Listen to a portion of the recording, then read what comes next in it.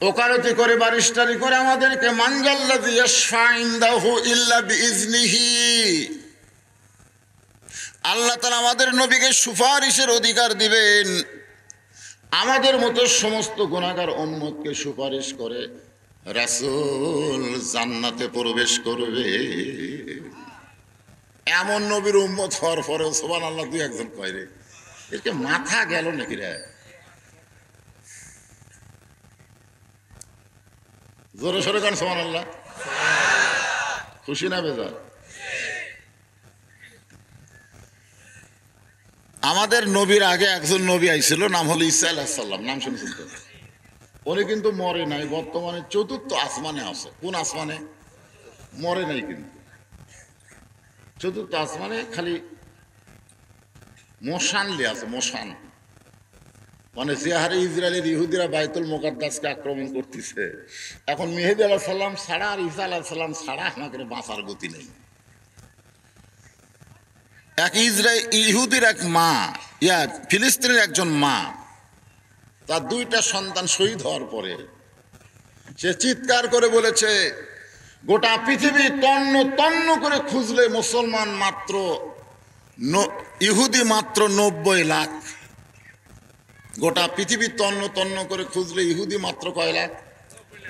এখন 1 কোটি ইহুদি হয়নি, আর মুসলমানের সংখ্যা হলো 230 কোটি।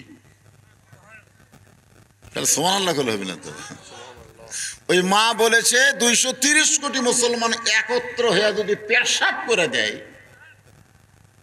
তো ইহুদিরা ভাসিয়া সাগরত যাবে, পেশাব করে দিলে। আর ওই 90 লাখ ইহুদির মশানকে দেখছেন? প্রথম কেবলা, প্রথম কাবা। সাহাবেরা জিজ্ঞাসা করলেন, ইয়া রাসূলুল্লাহ, কোরআন শরীফের মধ্যে যখন পড়লাম সুবহানাল্লাযী আসরা বিআবদিহি লাইলাম মিনাল মসজিদিল হারাম ইলাল মসজিদিল আকসা, বর্তমান ইহুদি যেখানে মুসলমানদের হত্যা করতেছে সেই মসজিদের নাম কি? আকসা। আর এটা হলো মসজিদে হারাম, যেটা মক্কাতে আছে হলো বাইতুল্লাহ মসজিদে হারাম, আর ওটা হলো মসজিদে আকসা। হুজুর, এই দুই মসজিদের মধ্যে কোন মসজিদের দাম বেশি? আল্লাহ রাসূল বলতেছেন, বাইতুল্লাহর ভিতরে সমস্ত নবী রাসূল নামাজ পড়তে পারে নাই, কিন্তু বাইতুল মুকাদ্দাসের ভিতরে আমার ইমামতিতে সমস্ত নবী রাসূল নামাজ আদায় করেছে। তাহলে বাইতুল মুকাদ্দাসের মধ্যে শুধু আমার ইমামতিতে, আমার রাসূল বলছে আমার ইমামতিতে সমস্ত নবী রাসূল কি করেছে? নামাজ পড়ছে। সেটা কোন রাতে? মেরাজের রাতে। এখন বলেন বাইতুল মুকাদ্দাসের গুরুত্ব কম না বেশি? ঈসা আলাইহিস সালাম মাঝে মধ্যে মাজার পাগড়ি বাঁধে, মাথার পাগড়ি না, মাজাত। তো আল্লাহ কা ঈসা খবর কি? যে হারে ইহুদিরা মুসলমানদেরকে হত্যা করতেছে, আর এই চতুর্থ আসমানে বসে থাকা লাভ নেই। আমি একটু দুনিয়ার যাবার চাই, ওদেরকে সাইজ করবার চাই। জোরে কোন কি করবার চাই? আল্লাহ বলতেছেন একটু ধৈর্য ধরো, সময় মতো মার হবে, সময় মতো। আপনার কোন মার হবে না? জোরে কোন হবি কি হবি না, কিন্তু সময় মতো। আল্লাহ যখন ঈসা নবীকে চতুর্থ আসমানে নিয়ে গেলেন, ঈসা আলাইহিস সালাম বললেন, আল্লাহ, মানুষ মরার জন্য দুনিয়াতে যায়, এই দুনিয়াতে আমরা এসেছি বাঁচার জন্যে না মরার জন্যে? সবাই বলেন, মরার জন্যে না বাঁচার জন্যে? অন্তর থেকে বলেন, মরার জন্য যদি দুনিয়াতে আসি তাহলে থাকার জন্যে এমন কেন করতেছি? থাকার জন্যে। আজকে যারা অন্যায় করতেছে, জুলুম করতেছে, ভালো মানুষগুলাকে জেলখানার মধ্যে ঢুকায় আর খারাপ মানুষগুলাকে জামিন দেয়, বলেন তো এটা মরার জন্যে? মরার কথা যদি মানুষের মনে হয়, সেই মানুষ কোনোদিন দুনিয়াতে অন্যায় অপকর্ম করতে পারবে না। কারণ মরার যদি একটা টাইম থাকতো যে 75 বছরে মরবি পারে, তার আগে মরবি না, তাহলে আমার চিন্তা বেশি হতো, এর চিন্তা কম হতো। আর চিন্তাই হতো না, কে বল আমার কয় বছর, এখনো 75। কিন্তু আল্লাহ এমন একটা ক্যাপাসিটি করছে যে কোনো টাইম নাই, যে কোনো সময় আমাদের মৃত্যু হবে। ধরে কোন কথা ঠিক কিনা? যে কোনো সময়। তারপরেও যে এত মোশান মানুষের কেন হয়? চাল চলন দেখলেই বোঝা যায়। আমার চিনিস আমি কার দল করি তুই জানিস? আমার দল এখন ক্ষমতাতে আছে জানিস? কেউ যদি বলে আমার দল ক্ষমতাতে আছে, সঙ্গে সঙ্গে সূরা মুলকের একটা আয়াত অস্বীকার করে সে কাফের হয়ে যাবে। আমার কথা কি বুঝতে পারলেন? কেউ যদি বলে যে আওয়ামী লীগ ক্ষমতা আছে, এ কথা বলার সাথে সাথে কোরআন শরীফের একটা আয়াত অস্বীকার করার কারণে সে কাফের হয়ে যাবে। নতুন করে কলেমা না পড়লে সে আর মুসলমান হতে পারবে না। কারণ আল্লাহ কোরআনে বলেছেন, তাবারাকাল্লাযী বিয়াদিহিল মুলক ওয়া হুয়া আলা কুল্লি শাইইন কাদির। সমস্ত বিষয়ের উপরে ক্ষমতার মালিককে। আচ্ছা, আপনারা এই পাড়া খুব ছোট তাই না? এই যে হ্যাঁ করে হাসতেছে, এদিকে ওরা বসার জায়গা পাচ্ছে না। এটা একটা মাহফিলের পরিবেশ হলো। আপনারা বলেন শেরপুরের ভিতরে সবচেয়ে বেশি ওয়াজ কোন বক্তা করছে? এ কথা বল না কেন? আজ না হয় 5 বছর হলে করি না, তার আগে কে করছে রে? এইরকম এইরকম ব্যবসায়ীটা পরিবেশ তো আমি কোনো মাহফিল পাইনি।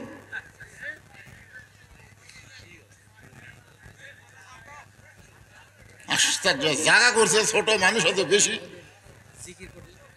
জিকির করে কি করবেন? জিকির করে কি করবেন? আর শোনেন শোনেন, মসজিদে যে ব্যক্তি শেষে যায় ওইটা আগে বসার জন্য যায় না? জুমার দিনে যারা শেষে যায় ওরা কি আগে কাতারে যাবি না বারান্দার থাকবি? তোরা পরে আসে সামনে আসবি কেন? এই সামনে আপনারা আসেন, ওরা কোন দিক দিয়ে আসবি? দেখেন তো সামনে যেভাবে ঠিকা বসে আছে, কোটি বহু জায়গা আছে, আমি তো দেখতে পাই না। আগে আসেন সবাই, আসো তো আসো, চাপো চাপো চাপো, চাপ আসেন তো। এত চাপ পার করলে আপনার চাপের না কেন ভাই? হ্যাঁ হো না, জবান বন্ধ রেখে লা ইলাহা ইল্লাল্লাহ লা ইলাহা ইল্লাল্লাহ লা ইলাহা। আপনি বসেন, সভাপতি মানুষ অত টেনশন করে। লা ইলাহা ইল্লাল্লাহ মুহাম্মাদুর রাসূলুল্লাহ সাল্লাল্লাহু আলাইহি ওয়াসাল্লাম। ওই জায়গায় ফাঁকা বার হলো, ওই খুঁটি ধরে একজন বসে আছে, ওই আর লড়তেছে না। ওই মনে করছে নিচের খেয়াল উষুম করছি। ভাই, এই উষুম করা খেয়াল আর এখন আমি দেবো না। মাশাআল্লাহ মাশাআল্লাহ, এইবার ঠিক আছে, আলহামদুলিল্লাহ। একটা গিলাসের করে একটু গরম পানি মাঝে মধ্যে আমার দেওয়া লাগবে। চা না, গরম পানি, গিলাস লাগবে। ওই প্লাস্টিকের গিলাস হবে না, কাঁচের একটা গিলাস লাগবে। পাহাড় পর্বত নদ নদী এ নাম গাহে নিরবধি, আল্লাহ নামের এতই মধু, আল্লাহ নামের এতই জাদু, লুকিয়ে রাখছেন হে আল্লাহ। লা ইলাহা ইল্লাল্লাহ লা ইলাহা ইল্লাল্লাহ লা ইলাহা ইল্লাল্লাহ লা ইলাহা ইল্লাল্লাহ লা ইলাহা ইল্লাল্লাহ লা ইলাহা ইল্লাল্লাহ লা ইলাহা লা ইলাহা ইল্লাল্লাহ মুহাম্মাদুর রাসূলুল্লাহ সাল্লাল্লাহু আলাইহি ওয়াসাল্লাম। এখানে যে পানি দিবেন, এখানে যে পানি দিবেন না, এই পানিটা উৎস গরম হবে, আর চায়ের মতন গরম দেন না, মুখ কিলা আলাদা খুলে দেবে। আমি টেজে করে তোর চা খাই না, জি ওয়াজ করতে করতে পান খায়।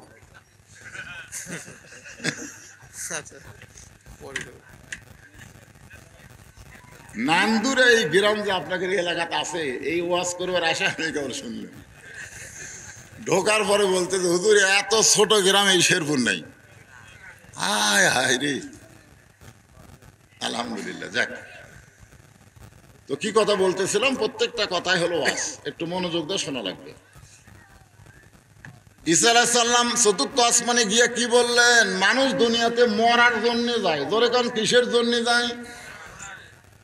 এই কথার দ্বারা আপনারা বুঝতেছেন আমরা দুনিয়াতে বাঁচার জন্য না মরার জন্য। তো মরার জন্য যদি দুনিয়া, তাহলে এত মশান কেন? হালকাত করে দেখে কি দেখতেছে, 4 তলা হচ্ছে ভাই, আর 2 তলা রড আছে রে, আরো 2 তলা। মিশে হে মায়াই বন্দিরে থাইকা করলাম কত খেলা, পশ্চিমে তাকিয়া দেখো, পশ্চিমে তাকিয়া দেখো, তোমার ডুইবা গেছে বেলা পাখিরে, সবই মিশে আর ফাঁকি। আল্লাহ বলেন ঈসা তোমারও মৃত্যু হবে। আল্লাহ বলে ঈসা তোমারও মৃত্যু হবে। ঈসা আলাইহিস সালাম বললেন আল্লাহ আমার মৃত্যু কি চতুর্থ আসমানে হবে? আল্লাহ বলে না ঈসা না, তোমার মৃত্যু হবে দুনিয়ায়। ঈসা বলতেছে আল্লাহ আবার কবে নবী করে আমাদের দুনিয়াতে প্রেরণ করবেন? আল্লাহ বলে ঈসা রে নবী করে প্রেরণ করব না, তোমাকে বিশ্ব নবীর উম্মত করে প্রেরণ করা হবে। সঙ্গে সঙ্গে ঈসা নবী এক নিয়তে 4 রাকাত নামাজ আদায় করে। আল্লাহ বলে ঈসা বিশ্ব নবীর উম্মত হওয়ার কথা শুনে নামাজ আদায় করলে কেন? ঈসা বলতেছে আল্লাহ নবী হয়ে দুনিয়াতে গিয়ে তেমন খুশি হতে পারি নাই, কিন্তু বিশ্ব নবীর উম্মত হব এই খুশিতেই তোমার সেজদা দিলাম। একটা নবী পর্যন্ত আমাদের নবীর উম্মত হওয়ার কথা শুনে এত খুশি রে, আর আমরা সেই নবীর উম্মত, আমাদের সাইজ নাই, বেয়া সাইজা। তোর কোন কি সাইজা? বেয়া সাইজা। আল্লাহর শুকরিয়া আদায় করব আমরা যে কোরআন থেকে তাফসির শুনবো। যদিও ইসালে সব মাহফিল লাস্টে তবারক আছে, আমার কই যে হুজুর 5 মণ চাউল 30 কেজি গোস্ত, খালি বিরিয়ানি হচ্ছে। তোর এখন কি হচ্ছে? এই জন্য নাম দিয়েছে ইসালে সব সভা। তারপরেও কোরআন থেকে আমি আপনাদের সামনে একটু তাফসির করব। আয়াতটা হলো ফাযকুরুনি আযকুরকুম ওয়াশকুরুলি ওয়ালা তাকফুরুন। এই আয়াতের বাংলা অর্থ হলো যে আল্লাহর জিকির করে আল্লাহও তার জিকির করে। এখানে জিকির মানে কি এটা বোঝা লাগবে। আজকে বাংলাদেশে জিকিরের ব্যাসাইজ হয়ে গেছে, ব্যাসাইজ। আমার দয়াল বাবার দরবারেতে কেউ ফিরে না খালি হাতে। একদল খালি গজল গাচ্ছে, আর একদল খালি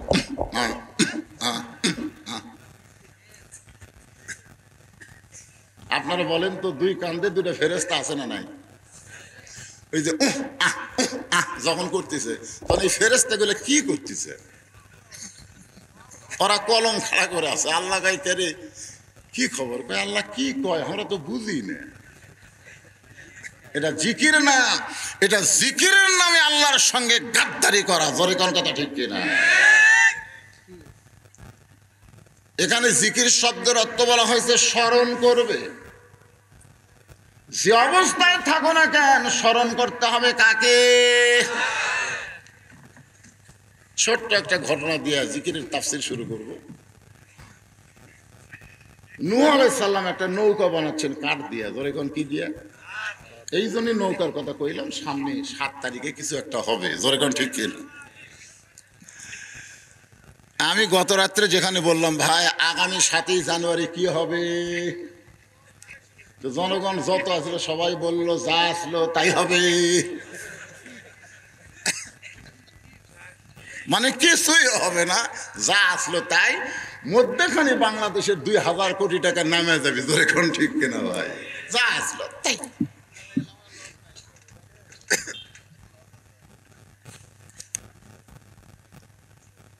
একটা ডোজ দিলাম আর কি, পরে চিন্তা করেন হুজুর কি করলো রে।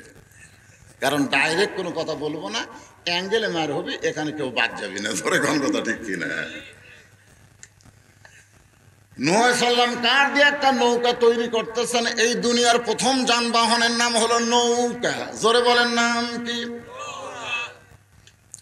এমন সময় এক বুড়ি মানুষ এসে বলে, বাবা নূহ, এই শুকনা জায়গায় নৌকা বানানোর কারণ কি?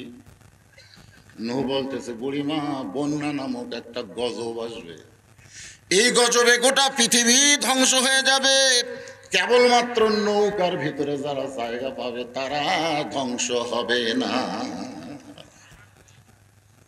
বন্যা নামক একটা গজব আসবে। বন্যা কি নামক? বন্যা নামক একটা গজব আসবে। এই গজবে নৌকার মধ্যে যারা জায়গা পাবে তাদের কোনো ক্ষতি হবে না, কিন্তু নৌকার বেড়া যারা থাকবে বাঁশাড়ার তলে আলুর বাগুড়ের মধ্যে লুকা থাকা লাগবে। ধরে কোন কথা ঠিক কি না? কিন্তু নৌকার ভিতরে যারা থাকবে তাদের কোনো টেনশন, কথা হয় না। টেনশন আছে? বুড়ি বললেন, বাবা নূহ, তোমার এই ছোট্ট নৌকায় সবাই যদি চলবার চায় তাহলে নৌকার মধ্যে কি জায়গা হবে? নূহ বললেন, বুড়িমা, এই নৌকায় চড়তে গেলে একটা জিকির করা লাগবে। সেই জিকিরটা হলো লা ইলাহা ইল্লাল্লাহ, লা ইলাহা ইল্লাল্লাহ, লা ইলাহা ইল্লাল্লাহ নূহ নবিয়ুল্লাহ। নূহ নবিয়ুল্লাহ, এটা কি?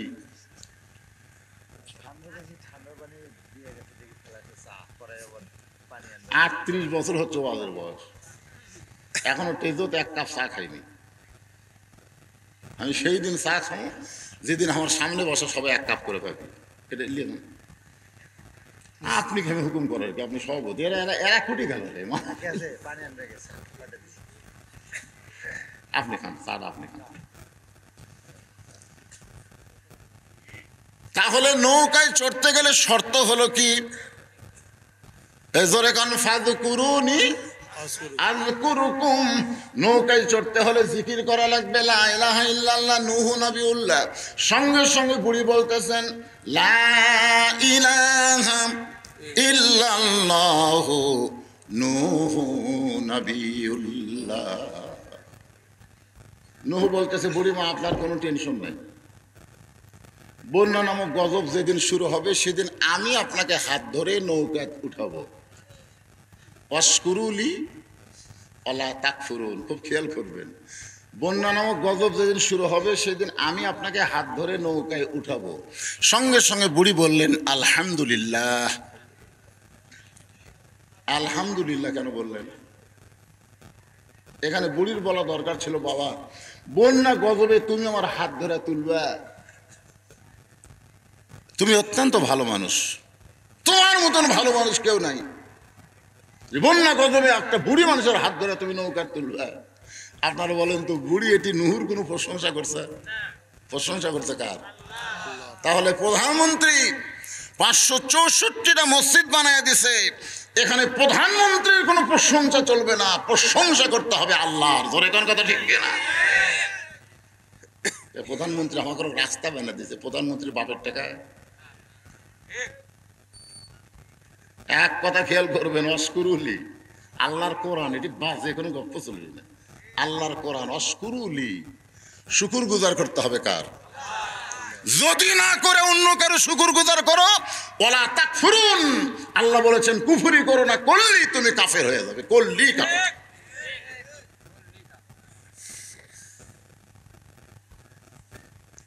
বন্যা নামক গজব শুরু হয়ে গেল। নৌকা ভাসতে ভাসতে যদি পর্বতের উপরে চলে গেল। এই গোটা পৃথিবী যত পাহাড় পর্বত আছে সব পানির তলে 40 হাত ডুবে গেল। 40 হাত করে কোন পায়া। বন্যার পানি কমে গেল। নূহ নবীর পাহাড় যদি পর্বতে এসে লেগে গেল, আল্লাহ ডাকতে বলে নূহ নৌকার খবর কি? নূহ বলতেছে নৌকার ভিতরে যারা জীবিত আছে তারা, নৌকার বাইরে যারা ধ্বংস হয়েছে তারা। আল্লাহ বলে নূহ রে বুড়ির খবর কি? নূহ বলতেছে আল্লাহ আমার মনই নেই। কি বুঝলেন? কঠিন মুসিবত শুরু হলে একটা নবী পর্যন্ত একটা বুড়ির কথা মনে থাকতে পারে না। আর অনেকে বলে হুজুর আমার কোনো টেনশন নাই, আমি পীর ধরছি হুজুর, আমি পীর ধরছি। আপনি যে পীরক ধরছেন ওই পীরের হাতে আর বই মুরিদ হয়নি, আপনি খুঁজলে দেখবেন। তিনটা জিনিস আপনারা খেয়াল করবেন। একটা হলো ডাক্তারের বউ কোনোদিন সিজার করে না। বড় বড় ডাক্তার জানে সিজার করলে বাচ্চারও ক্ষতি, মায়েরও ক্ষতি, এই জন্য ডাক্তারের বউ কোনোদিন সিজার করে। আর মৌলানাদের বাড়িতে কোনোদিন মিলাদ হয় না। মৌলানা যারা এদেরকে বাড়িতে কোনোদিন মিলাদ হয় না, এরা পরের বাড়িতে পড়ায়, নিজের বাড়িতে হয় না। আর 3 নম্বর কথা হলো পীরের বউ কোনোদিন পীরের হাতে মুরিদ হয় না, কারণ বউ জানে এই শালা 1 নম্বর লুচ্চা, মাঝে মধ্যে মুরিদের বইয়ের দিকে চোখ মারে। কিন্তু সর্বপ্রথম আমাদের নবীকে যিনি নবী বলে স্বীকার করেছেন তিনি হলেন নবীর বিবি খাদিজা। রাসূল জিজ্ঞেস করলেন খাদিজা আপনি আমার বিবি, আমি আপনার নবী? খাদিজা বললেন এ রাসূলুল্লাহ আপনি ভিতরেও যেমন বাহিরেও তেমন। সঙ্গে সঙ্গে খাদিজার ঈমান গ্রহণ করার সঙ্গে সঙ্গে আল্লাহ তাআলা কোরআনের আয়াত নাজিল করলেন, লাকাদ কানা লাকুম ফি রাসূলিল্লাহি উসওয়াতুন হাসানা। আল্লাহ পাওয়ার জন্য যদি কাউকে ধরবার চাও তাহলে পীর ধরা চলবে না, আল্লাহর নবীকে ধরতে হবে।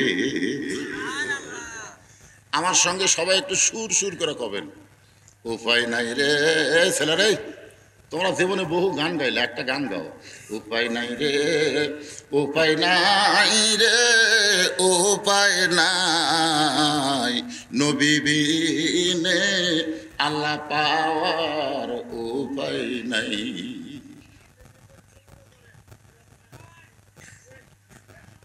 নবী বিনে আল্লাহ পাওয়া যাবে এই কথা শুনেন, অন্য কোনো দিকে হো হো হো হো যা হয়, নবী বিনে আল্লাহ পাওয়া যাবে? জোরে কান পাওয়া যাবে? তাহলে সেই নবীকে ধরতে গেলে আমাদের কি ধরা লাগবে? নূহ নবী বলতেছে আল্লাহ আমার মনই নেই। দেখছেন? আল্লাহ কয় নূহ তাহলে বুড়িটার খবর কি? নূহ বলতেছে সব যখন ধ্বংস হচ্ছে বুড়িও ধ্বংস।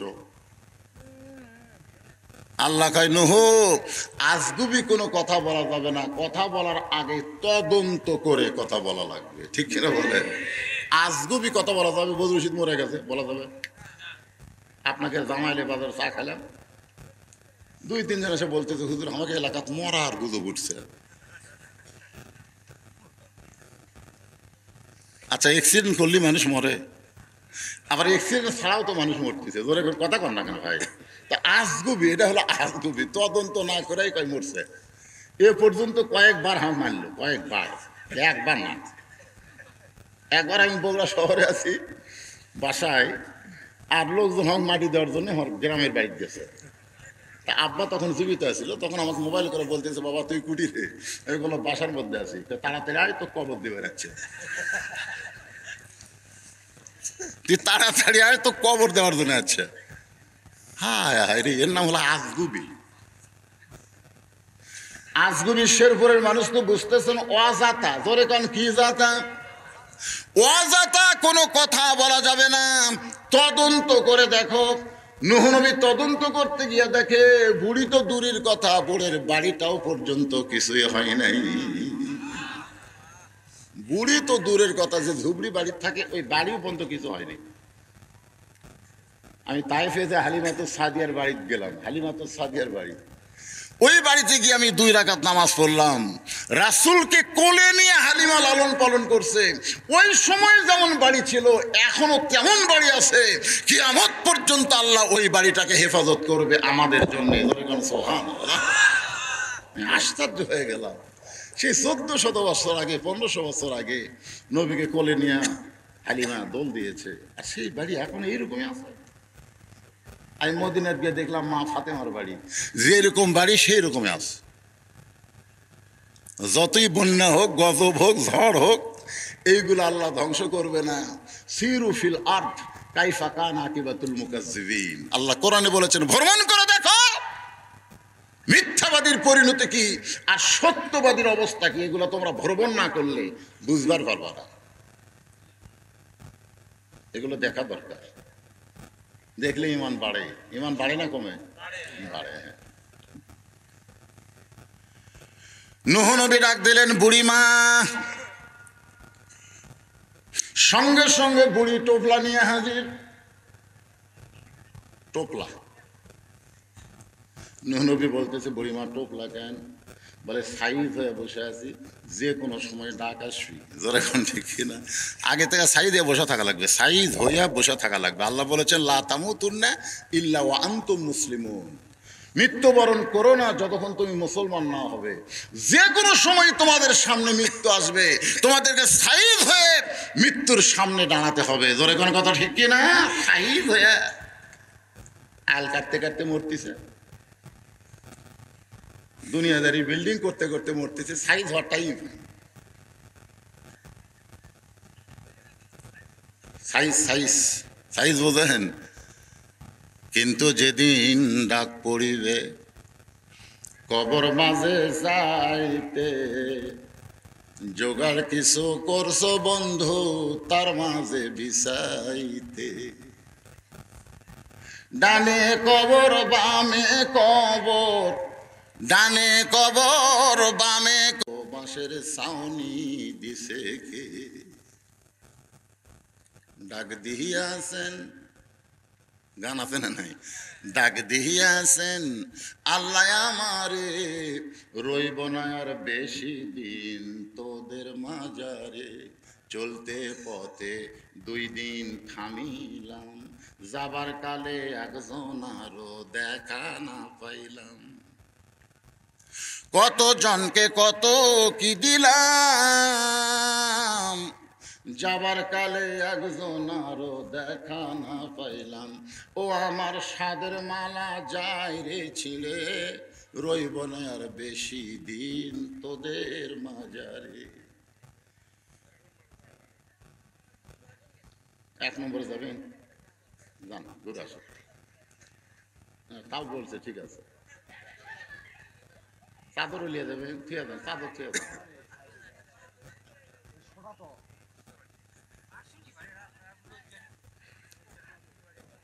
একটু মনোযোগ দিয়ে শুনবেন। নূহ বলতেছেন বুড়িমা বন্যা গজব শেষ, বন্যা গজব, গোটা পৃথিবী ধ্বংস হয়ে গেল, কিন্তু তোমার ঝুবড়ি বাড়ি যেমন বাড়ি তেমনই আছে, তোমার কিছুই হয় নাই। ও বুড়িমা, আমি নবী হয়ে জানতে চাই তুমি এমন কি আমল করেছো যে আমল করার কারণে সব ধ্বংস হলো, আল্লাহ তোমাকে হেফাজত করলো। আমি নবী হয়ে তোমার কাছে জানবার চাই। সুবহানাল্লাহ। তুমি এমন কি আমল করলে বুড়িমা যে আমল করার কারণে গোটা পৃথিবী ধ্বংস হয়ে গেল, তোমার বাড়িও কিছু হলো না, তোমার কিছু হলো না। সঙ্গে সঙ্গে বুড়ি বলে নুহুরে, তুমি যখন আমাকে হাত ধরে নৌকায় উঠাবার চাইছিলে তখন আমি প্রশংসা করছিলাম কার? কারণ আমি বুড়ি ঈমান গ্রহণ করার পরে বিশ্বাস করেছি দুনিয়ার সবাই সবাইকে ভুলতে পারে, কিন্তু আমার আল্লাহ কোনোদিন কাউরে ভুলবে না। ফাযকুরুনি আযকুরকুম, যে আল্লাহকে স্মরণ করে আল্লাহ তা কথা কয় না। হযরত ইব্রাহিম আলাইহিস সালাম কোথায়? চড়কের উপরে বসে আছেন, বাবা আসর রশি ধরে টানতেছে, নিচে আগুনের দাও দাও করে আগুনের চুলা জ্বলতেছে। এমন সময় ফেরেশতা জিবরাইল এসে সালাম দেয়, বলে ইব্রাহিম যদি চান আমাকে আল্লাহ 600 পাঁকা দিয়েছে, একটা পাঁকার বাতাস দিব, একটা পাঁকার বাতাস দিব, আগুনের চুলা সাগরের মধ্যে গিয়ে নিভে যাবে। যদি আপনি চান, যদি আপনি চান। আস্তাইনু বিসসবরি ওয়াসসালাহ ইন্নাল্লাহা মা'আস সাবিরিন। যদি আপনি চান 600 পাঁকা লাগবে না, 1 পাঁকার বাতাস দিব, আগুনের চুলা সাগরের মধ্যে গিয়ে নিভে যাবে। ইব্রাহিম নবী মুচকি মুচকি হাসে। জিবরাইল বলে হাসেন কেন? বলে হাসার কারণ হলো তুই কে? আমি জিবরাইল, এই তুই কে? তুই খালেক না মাখলুক সেটা কর। হচ্ছে আমি মাখলুক, আল্লাহ হচ্ছে খালেক। খালেক কে? আর আমরা? আপনারা বলেন তো ফেরেশতা বড় না মানুষ বড়? আল ইনসানু আশরাফুল মাখলুকাত। ইব্রাহিম আলাইহিস সালাম বললেন জিবরাইল তুমিও মাখলুক আমিও মাখলুক, একজন মাখলুক একজন মাখলুকের কাছে কোনোদিন সাহায্য চাইতে পারে? হাসবি আল্লাহু, পড়েন হাসবি আল্লাহু নিমাল ওয়াকিল অনিমাল মাওলা অনিমান নাসির। আল্লাহ কয় ইব্রাহিম চড়কের উপরে তুই আমাকে স্মরণ করলি, আমি আল্লাহ ভুলে যাইনি রে। যেখানে তোকে ফেলে দেওয়া হবে আমি ঘোষণা করলাম কুলনা ইয়া নারু কুনি বারদাও ওয়া সালামান আলা ইব্রাহিম। আল্লাহ বলে ফাযকুরুনি আযকুরকুম। সুবহানাল্লাহ। এখন বাংলাদেশে আপনারা কাক স্মরণ করতেছেন? কাক? আল্লাহ। বক্তারা পর্যন্ত চারিদিকে তাকায় থাকে বাস করে, এরকম আগে দেখে। আজরাইল ধরার চাইতে পুলিশ ধরার চিন্তা বেশি। রে যারা আজরাইল ধরার টেনশন করে না, পুলিশ ধরার টেনশন করে, এরা আর যাই হোক ইমান নিয়ে কবরে যাবার পারবে না। জোরে কোন কথা ঠিক কি না? আমি আগে বলতাম চোরের মন, আর এখন আমি বলি ভালো মানুষের মন। একটা চোরও ভয় করে না। চোর সিনা টান করে ঘরে, মসজিদের চারিধারে ঘরে, আর কয় হামাকের ভয়ে হামাকের ভয়ে সব ভালো জুতা মসজিদের মধ্যে গেছে রে, হামাকের ভয়ে। দুই চোরের ভয়ে সব লোক দামি জুতা মসজিদের মধ্যে তুলছে। আসেন একটু মনোযোগ দিয়ে শুনবেন। এই কোরআনকে লক্ষ্য করে আল্লাহ বলেছেন ইন্না নাহনু নাযালনা যিকরা যিকরা যিকরা ওয়া ইন্না লাহু লাহাফিজুন। এই একজন আল্লাহু আকবার। আসলে বাংলাদেশের যারা বড় বড় দল করে না, বড় বড় দল আওয়ামী লীগ বিএনপি, এই দলের লোকেরা কিন্তু আল্লাহু আকবার কয় না। জোরে কোন কথা ঠিক কিনা? আপনি খোঁজলে দেখবেন ওদের মিছিলে কোনোদিন আল্লাহু আকবার স্লোগান হবে না। কয়েকদিন আগে আমি গেছিলাম ওই যে ময়মনসিংহের, ওটা হচ্ছে আপনার গফরগাঁও, গফরগাঁও, ওই জায়গায় আমাকে মিছিল করে নিয়ে যাচ্ছে। প্রধান বক্তার আগমন, শুভেচ্ছা স্বাগতম, জয় বাংলা। আমি কইলাম কে রে ভাই, জয় বাংলা না কে আল্লাহু আকবার কোন? না হুজুর আমাদের এলাকার এই স্লোগান চলে না। প্রধান বক্তা নিয়ে যাচ্ছে তাও জয় বাংলা। আল্লাহর কোরআন তেলাওয়াত করে বক্তা, যে তেলাওয়াত শুনলে ওয়াইদা তুলিয়াত আলাইহিম আয়াতুহু জাদাতুহুম ঈমানান, ঈমানের তারাক্কি হয়। সেই কোরআনের তেলাওয়াত শুনে যে আল্লাহু আকবার কয় না, আর যাই হোক মরার সময় আর মুখে আল্লাহ উচ্চারণ হবে না, আল্লাহ উচ্চারণ হবে না। ও বাবারে মনুরে, ও বাবারে মনুরে, ও বাবারে মনুরে, এই কত কত শালা মরবে।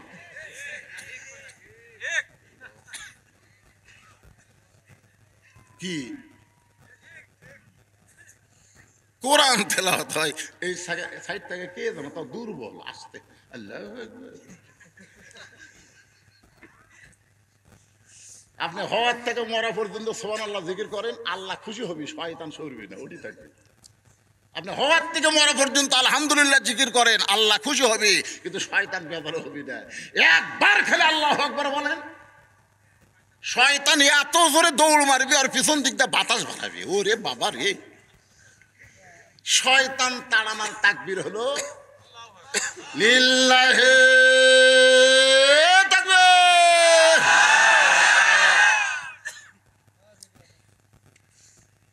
এই যে মোবাইল করতেছে দেরি আছে, অসুবিধা নেই, জরুরি কোনো কল আসতে পারে, জরুরি। হ্যাঁ, আপনার মোবাইল বন্ধ করে রাখেন, সব চলবে। সব চলবে না? আপনি মনে করতেছেন আমাকে ছাড়া কিছু চলবে না, আপনি মরার অভিনয় করে দেখেন। একদিন খালি মরার অভিনয় করে দেখেন, দেখবেন সবই চলবে। আপনি ছাড়াই সব চলবে, আপনি কিছুই না তো। মনে করতেছেন বিরাট কিছু, খালি মরে দেখেন তাড়াতাড়ি কুটি থোয়া লাগবে। এই গরম ভাই থাকে আস্তে আস্তে। তো কি বলতেছি মনে আছে তো আপনাদের? ফাযকুরুনি আযকুরুকুম ওয়াশকুরুলি ওয়ালা তাকফুরুন। এইটা বলতে বলতে আমি বলতেছি ইন্না নাহনু নাযালনা যিকরা। তাহলে এই কোরআনটাও হলো একটা জিকির। কোরআনের এক নাম কি? জিকির। হ্যাঁ, তাহলে এখন বলেন তো কোরআন যে জিকির আল্লাহ বলল, এর পিছনে কারণ কি? 37 জন মক্কার বাসা বাসা নেতা আল্লাহর বাড়ির চারিধার ঘেরাও করছে। 37 জন, তারকে হাতে তলোয়ার লাঠি বল্লম, নবীর বাড়ির চারিধার ঘেরাও করছে। নবী খালি বাড়ির থেকে বাড়ালি পিটা মারবি, পিটাই মারবি। নবী আলী গিয়া বলতেছে, আলী তুই আমার বিছনাত ঘুম পাড়, তুই আমার বিছনার মধ্যে ঘুমায়া যা। আলী বলতেছে, হুজুর আমি আপনার বিছনায় কেন ঘুমাবো? রাসূল বললেন, আল্লাহ হিজরত করার হুকুম দিছে। আলী বলতেছে, ইয়া রাসূলুল্লাহ এতদিন আপনার বাড়ি কেউ ঘেরাও করলো না, তখন আল্লাহ হিজরতের হুকুম দিল না, আজকে লাঠি সোটা নিয়ে আপনাকে মারার জন্য যখন রেডি, এই সময় আল্লাহ আপনাকে বের হওয়ার বলতেছে। আমার মনে হয় আল্লাহ আল্লাহ আল্লাহ আপনাকে মার খেলাবি না। এতদিন মক্কার কেউ আপনার বাড়ি ঘেরাও করেনি, তখন আল্লাহ আপনাকে হিজরতের হুকুম দেয়নি। আজকে সবাই লাঠি সোটা নিয়ে যেভাবে দাঁড়িয়ে আছে খালি বের হলেই মারবে, আর এই সময় আল্লাহ আপনাকে হিজরতের হুকুম করতেছে।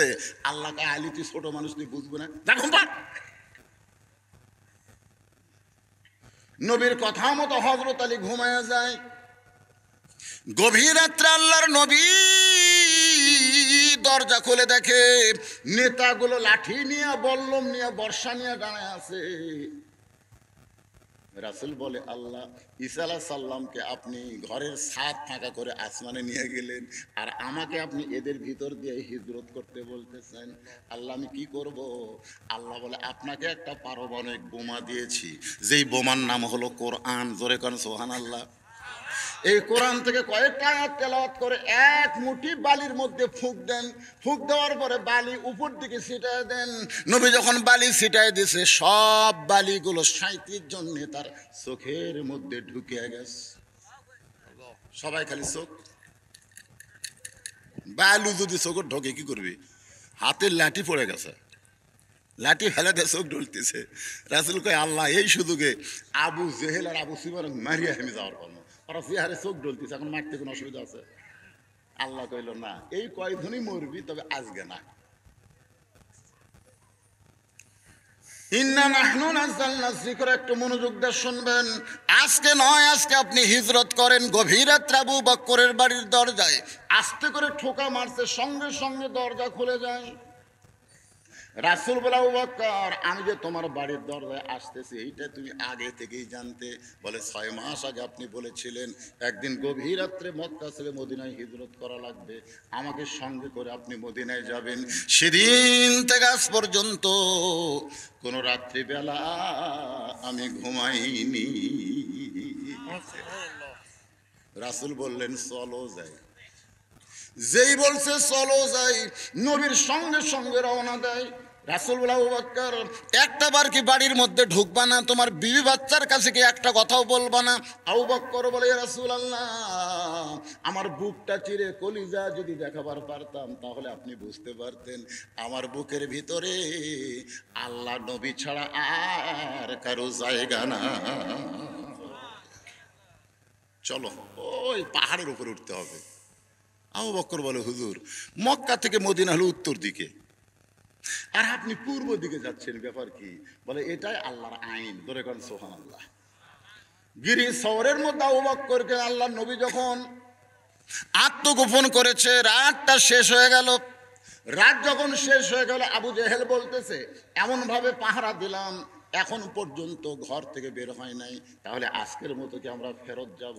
আবু সুফিয়ান বলতেছে, আবার 37 জন নেতা কবে ঐক্য জোট হবে? আজকেই কাম সারা লাগবে। দরকার হলে ঘরের দরজা ভাঙ্গা আমরা তাকে হত্যা করব, এই নিয়তে আবু জেহেলের নেতৃত্বে নবীর ঘরের দরজা ভাঙ্গা দেখে ওরে তার মানে চাদর দিয়ে একজন লাখ ডেকে ঘুম পাড়তিছে। রাসূল যে কইছে তা ঘুমা, সেই ঘুম। উলিদ বিন মুগিরা বলতেছে, নেতা এক মারার জন্য সারা রাত আমরা খাড়া হয়ে আছি, আর এইরকম করে ঘুম পাড়ে এই মানুষ। আবু জেহেল খালি মুসকে মুসকে হাসে। আবু জেহেল জানে এটা মানুষ না, এটা হলো আল্লাহর নবী। জোরে কোন সুবহানাল্লাহ। আবু জেহেল কিন্তু জানে আল্লাহর নবী, কিন্তু আবু জেহেল জানে কিন্তু মানে না। এটাই হচ্ছে মারাত্মক কথা। আমরা সবাই জানি কোরআন সত্য কিতাব, কোরআন আল্লাহর আইন, জানি ঠিকই, কিন্তু আমরা একই কথা। আবু জেহেলের যা হবে আমাদের অবস্থাও তাই, খালি মরিয়া দেখেন, খালি মরলি বুঝবেন যে আমাদের অবস্থাটা কি হয়। বাঁচতে বুঝতে পারতেছেন না। আবু জেহেল সবচাইতে বড় নেতা, মুস্কি মুস্কি হাসতেছে। উলিদ বিন মুগিরার হাতে একটা বর্ষা আছে, এই বর্ষাটা চাদরের উপর মারতে চায়, কারণ যাকে সারা রাত পহরা দিলাম এই বেটা ঘুম পাড়ে, এক না মারা পর্যন্ত আমার শান্তি নাই। যখন বর্ষাটা মারবে, আবু জেহেল খফ করে ধরে বলতেছে, উলিদ বিন মুগিরা রে, ঘুমন্ত মানুষকে মারা জায়েজ নাই। সুবহানাল্লাহ। ঘুমন্ত মানুষকে মারা জায়েজ নাই। উলিদ বিন মুগিরা বলে, নেতা আপনার সব কথা মানতে পারি, কিন্তু এটা মানা যাবে না। অনেক সময় দেখবেন নেতার চাইতে ক্যাডার বেশি পাওয়ারফুল। ধরে গণ ঠিক কিনা? নেতা তাও কিছু বোঝে, কিন্তু ক্যাডাররা কিছুই বোঝে না। আমার চিনিস, তাহলে বগুড়া থেকে ঘুরে আসাই তোকে সাইজ কর্ম রে, এই এমন ভাবে হুমকে বাড়ছে এই গরিব মানুষ বাড়ির যে কান্তিছে, আল্লাহ বগুড়া থেকে ঘুরে আসে আমার সাইজ করবি। আল্লাহ আল্লাহ বগুড়া থেকে আসতে না 2 ঘন্টা লাগবে, আসে তো আমার সাইজ করি। ওই কাহলো 4 মাথা পার হওয়ার পারেনি, যাই বলছে ঘুরে আসে সাইজ কর্ম, ওই 4 মাথার যাতে ঘুটঘুটির সাথে বাজে গেছে। মোটর সাইকেলের কিছু হয়নি, কিন্তু ওর 4 ভাঙ্গা। বগুড়া মেডিকেল কলেজে নিয়ে যায় ব্যান্ডেজ করে থোছে, যাক বলছে ঘুরে আসে সাইজ করবো, ও এবার 800 গ্রাম আঙ্গুল দিয়ে দেখবার গেছে। দেখবার দেয়া বলতেছে, কে ভাই ঘুরে যাই সাইজ করবো, ওর কি হলো? ভাই সাইজ করার মালিক আমি না রে, সাইজ করার মালিক। এখন বুঝলো কতকগুলো ক্যাডার আছে দেখবেন নেতার চাইতেও বেশি মশান মারে, আছে না নাই? যেরকম আছে না নাই? এই সানসেটের অত্যাচারে নেতারা পর্যন্ত দোষের মধ্যে পড়ে যায়। আল্লাহর বান্দার একটু খেয়াল করবেন, উলিদ বিন মুগিরা যখন বর্ষা মারবার চায়, আবু জেহেল বলতেছে ঘুমন্ত মানুষকে মারা জায়েজ। কেন বলতেছে? কারণ নবীর বাড়ি আর আবু জেহেলের বাড়ি একই জায়গায়। যারা হজ করছেন তারা দেখছেন নবীর বাড়ি আর আবু জেহেলের বাড়ি এখানে। হাজী সাহেবরা নাই? আবু জেহেলের বাড়ি থেকে পশ্চিম দিকে 200 মিটার হলো আল্লাহর কাবা ঘর, আর মাত্র 150 মিটার পূর্ব দিকে নবীর বাড়ি। পশ্চিমে হলো লা ইলাহা ইল্লাল্লাহ, আর পূবে হলো মুহাম্মাদুর। আবু জেহেলের মতন ভাগ্যবান মানুষ পৃথিবীতে কেউ নেই। ওই যে কাবা, ওই যে রাসূল। হায় হায়, তারপরেও শালা 1 নম্বর খারাপ, নামাজ পড়ে না পারে। মসজিদের কাছেই বাড়ি, আকামত দিলে শোনা যায়, এরপরেও ওই মসজিদে আসে না। কথা কন এরকম নাই? মসজিদের কাছেই বাড়ি, আকামত দিলে ওর বাড়ির থেকে শোনা যায়, এরপরেও নামাজ পড়ে না। ওই কিন্তু আবু জেহেলেরই লোক, কিন্তু মুসলমান নাম ধারণ করতেছে। একটু মনোযোগ দিবেন। আবু জেহেল বলতেছে, উলিদ বিন মুগিরা রে, ঘুমন্ত মানুষকে মারা চলবে না। উলিদ বিন মুগিরা কয়, আমি মারবই। এই মারবই কই, আবার যখন বর্ষা মারছে খপ করে আবু জেহেল ধরছে, এই তুই আমার কথা শুনিস না কেন? আল্লাহ নবীর যত শত্রু ছিল সবচাইতে খারাপ শত্রুর নাম হলো,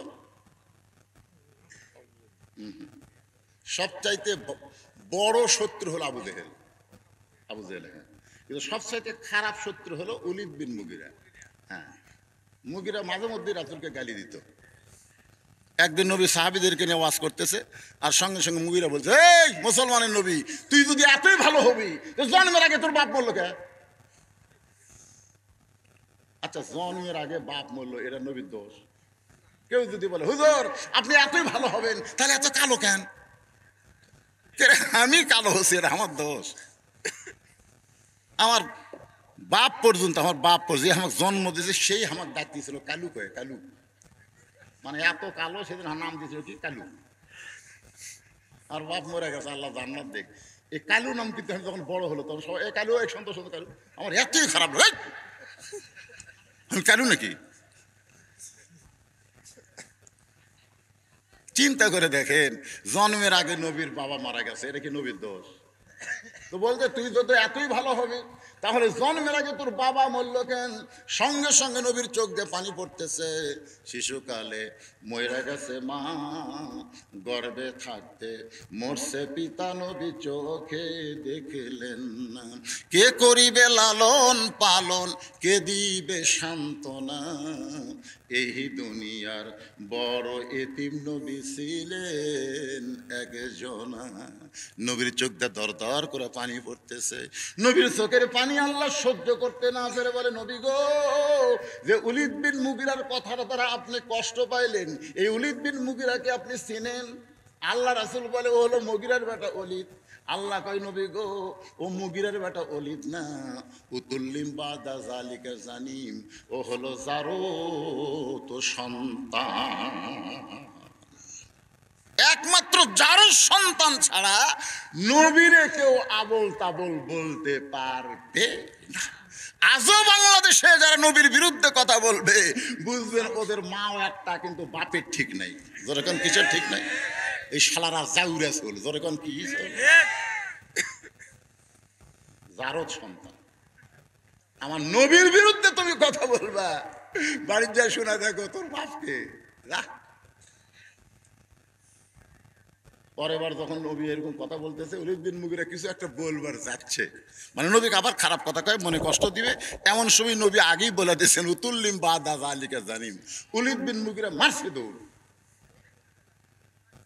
আপনারা বুঝবার পারেন নাই, কিন্তু উলিদ বিন মুগিরা বুঝিয়েছে। সৌদি আরবের লোকেরা কোরআন বোঝে কি বোঝে না? কোরআনের ভাষা হলো আরবি, ওদের মাতৃভাষা হলো আরবি। উলিদ বিন মুগিরা এক দৌড়ে মায়ের কাছে, মা, মা কয় কি রে, তুমি সত্যি করে বলো তোমার বাপকে? মা কয়, এত বছর পর এই পুরান খবর তো কে দিল রে? এত বছর পর এই পুরাতন খবর তো কে দিল? যাই এই খবর দিছে সে দুনিয়ার সাধারণ কোনো মানুষ না। উলিদ বিন মুগিরা বলে, আমি তাকে দেখতে পারি না। তুই দেখতে না পারলে কি হবে? সে দুনিয়ার সাধারণ কোনো মানুষ না। যেই খবর উপরওয়ালা আল্লাহ ছাড়া কেউ জানে না, সেই খবর কে জানালো রে? উলিদ বিন মুগিরা বলে, মা তাহলে খবর কি? বলে, খবর হলো তোর বাপ ব্যবসার কাজে বেড়ে গেছিল, আমি তখন নতুন বউ, এই জুয়ান তাগড়া বউ থেকে মালয়েশিয়ার যাওয়া, ইয়ার কি মারতেছে, পরকিয়া বাংলাদেশে বাড়িছে না কমিছে? কথা কয় না, কথা কয় না। তুমি যদি মানুষের সৌদি আরব যাবার চাও, তাহলে 2-4টা ছোলের মাও করে থুয়ে যাও। জোরে কোন কথা ঠিক কিনা? 2-4টা ছোলের মাও করে থুয়ে, অর্ধেক আর কেউ তাকাবি না, সে অবস্থায় যাও। একে টাকরা থুয়ে চলে যাও। তার মানে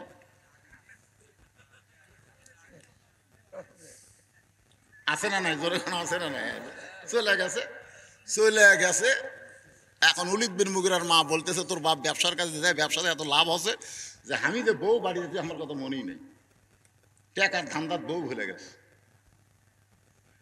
আমি একদিন ছাদের উপরে উঠছি, মনের মধ্যে একা একা কেন ভালো লাগে না, কোনো কাজে মন যেন বসে না, আমার কি হতে কি হইয়া গেল।